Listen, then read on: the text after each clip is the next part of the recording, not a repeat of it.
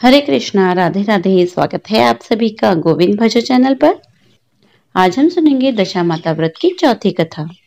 एक साहूकार था, उसके परिवार में 5 पुत्र थे। उनकी बहुएं तथा एक पुत्री थी। पुत्री का विवाह हो चुका था, परंतु उसका गोना नहीं हुआ था। इस कारण वह भी अपने माता पिता के घर में रहती थी। एक दिन साहूकार की पत्नी दशामाता का डोरा ले रही थी। उसकी बहुओं ने भी डोरे लिए। बहुओं ने अपनी सास से पूछा, क्या ननद के लिए भी डोरा लेना है? सास ने कहा हाँ। इस पर बहुओं ने कहा कि उनकी तो विदाई होने वाली है, यदि व्रत से ही पहले वह विदा हो गई तो क्या होगा? सास ने उत्तर दिया, मैं व्रत का सारा सामान साथ में रख दूंगी, वह अपने ससुराल में पूजा कर लेगी।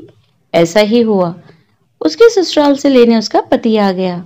माँ ने बेटी को विधि पूर्वक विदा किया और उसकी पालकी में पूजा का सारा सामान रखवा दिया। लड़की जब अपने ससुराल पहुंची तो उसके घर के आंगन में गलीचा बिठाकर उसे बैठाया गया।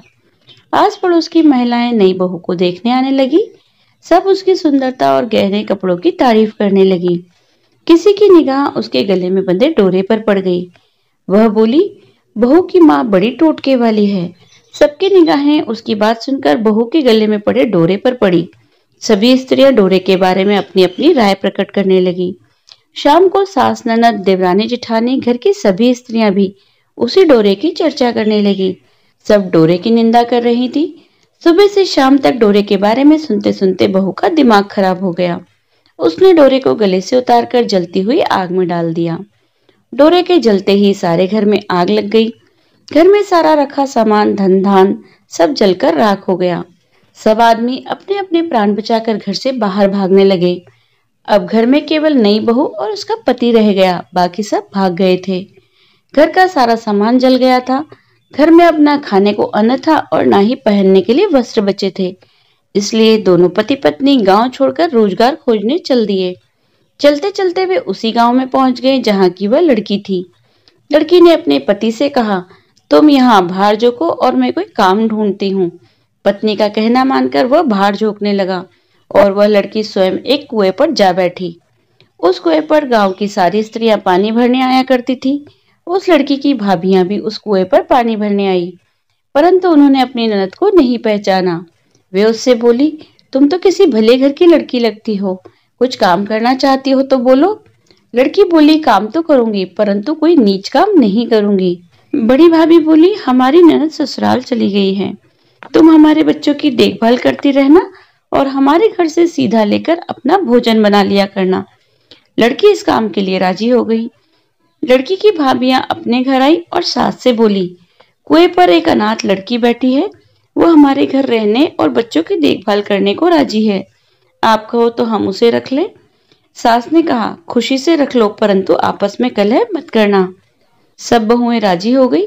वे वापस कुएं पर गई और उस लड़की को घर ले आई। वह अपने भतीजे और भतीजियों की देखभाल करने लगी और अपना जीवन निर्वाह करने लगी। एक दिन दशामाता का डोरा लेने का अवसर आया। सास के कहने पर सब बहुओं ने डोरा लिया। बहुओं ने सास से पूछा कि क्या इस लड़की के लिए भी डोरा लेना है? सास ने कहा हाँ। बहुओं ने कहा, इसी प्रकार आपने ननद जी के लिए भी डोरा ले लिया था, परंतु पूजा से पहले ही उनकी विदाई हो गई थी। अब इस लड़की को डोरा दिलवाना चाहती हो? यदि यह भी पूजा से पहले चली गई तो क्या होगा? सास बोली, तुम्हारी ननद ने अपने घर जाकर पूजा की होगी, यह लड़की पूजा होने तक इसी घर में रहेगी तो अपने आप पूजा में शामिल हो जाएगी, और यदि कहीं चली गई तो वह वहीं पर पूजा कर लेगी। सर्वसम्मति से लड़की ने भी दशामाता का डोरा ले लिया। 9 दिनों तक वह दशामाता की कथा तथा व्रत पूजन में शामिल होती रही। 10वें दिन लड़की की माता व बहुओं ने सर से स्नान किया। घर में चौका लगाया गया तथा पूजन की तैयारी होने लगी। लड़की बहुओं से बोली, यदि कोई पुराना कपड़ा मिल जाए तो मैं भी स्नान कर लूं। बहुओं ने अपनी सास से पूछकर अपनी ननद की साड़ी उस लड़की को दे दी। अपनी पुरानी साड़ी लेकर वह स्नान करने गई। उसने सर से स्नान करके साड़ी पहनी और घर आ गई। घर पर पूजा आरंभ हो गई। वह जैसे ही पूजा के पास आकर बैठी तो बहुओं ने कहा, यह तो हमारी ननद जैसी लगती है। इस पर सास ने नाराज होकर कहा, तुम्हारे मन में जो आता है बोलती रहती हो, पूजा के समय भी चुपचाप नहीं बैठा जाता।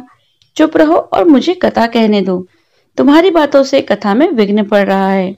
बहुएं चुप हो गई। घर की सब स्त्रियों ने पारण किया।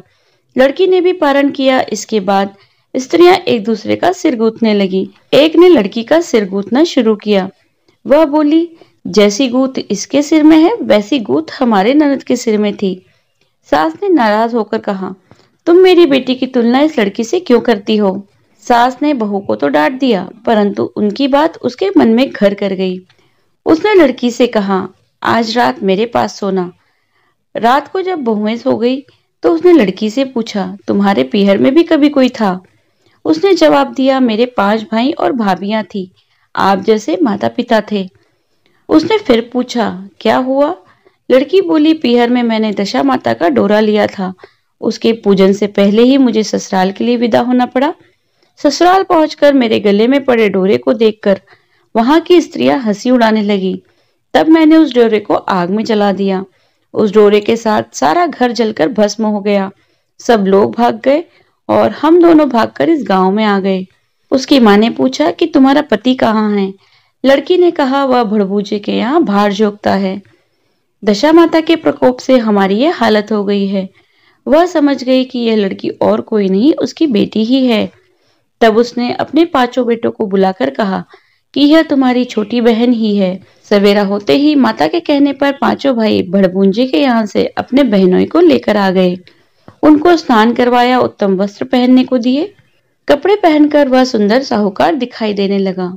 वह कुछ दिन ससुराल रहकर अपने घर चला गया। घर पहुंचकर उसने देखा कि सब लोग पहले की तरह सुखपूर्वक रह रहे हैं। इसके बाद वह अपने ससुराल आया और अपनी पत्नी को विदा कराकर घर ले गया। वह अपनी दशा पर विचार करती हुई जा रही थी। मार्ग में एक नदी पड़ी। उस नदी में स्नान करके अप्सराएं दशा माता का डोरा ले रही थी। उनके पास एक डोरा बच गया। वह अप्सराएं बोली, यदि इस डोली में कोई उच्च वर्ग की स्त्री हो तो उसे ये डोरा दे दें। उन्होंने डोली के पास जाकर पता किया। वो डोरा उस लड़की को दे दिया। जब लड़की अपनी ससुराल पहुंची तो सास थाल सजाए, ननद कलश लिए और देवरानी जिठानी अन्य मांगलिक वस्तुएं लिए उसका स्वागत करने के लिए खड़ी थी। नेक दस्तूर हो जाने के बाद लड़की को आसन पर बैठाया गया। आसन पर बैठने के बाद लड़की ने कहा, आप लोगों ने पहली बार दशा माता के डोरे के लिए अपशब्द कहे थे, जिसका फल ये हुआ कि घर के सब लोग बिछुड़ गए तथा घर का धन धान्य जलकर स्वाहा हो गया।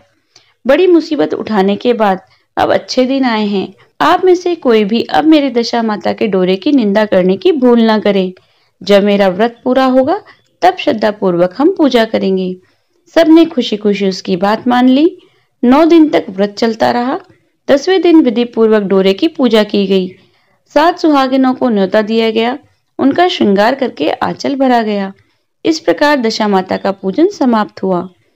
हे दशा माता, जिस प्रकार उस लड़की के दिन फेरे वैसे ही सब पर दया करना। बोलिए दशा माता की जय। तो यह थी आज की कथा। यदि आपको वीडियो अच्छी लगी हो तो लाइक कीजिए, ज्यादा से ज्यादा इसे शेयर कीजिए। यदि आप चैनल पर नए हैं तो चैनल को सब्सक्राइब कर लीजिए, बेल आइकन को प्रेस कर दीजिए, जिससे आने वाली नई कथाओं की नोटिफिकेशन आपको तुरंत मिल जाए। मिलती हूँ अगली कथा में, तब तक बने रहिए गोविंद भजो चैनल पर। हरे कृष्णा, राधे राधे।